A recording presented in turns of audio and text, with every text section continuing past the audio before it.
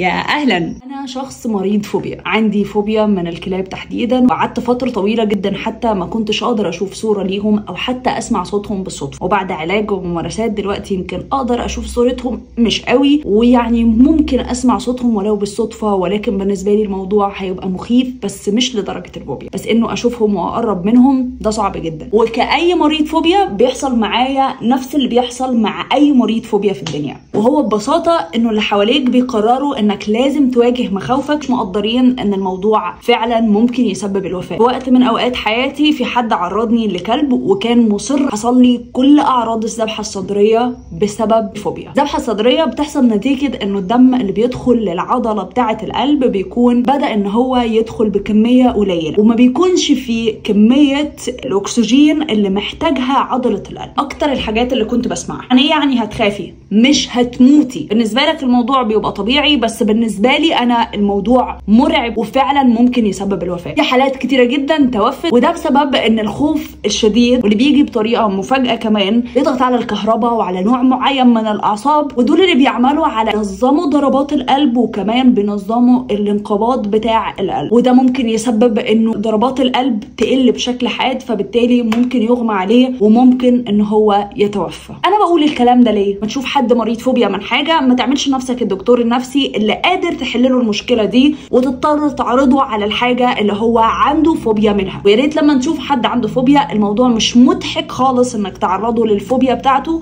انت في غنى انك تعرض نفسك وتعرض الشخص اللي قدامك لحاجه زي دي علشان تضحك على حاجه سخيفه. انا عامله الفيديو ده عشان حاجه انا عانيت منها بشكل شخصي، واتمنى انتوا كمان تكتبوا لي تجاربكم في الكومنتس على الحاجات اللي انتوا عانيتوا منها مع الفوبيا.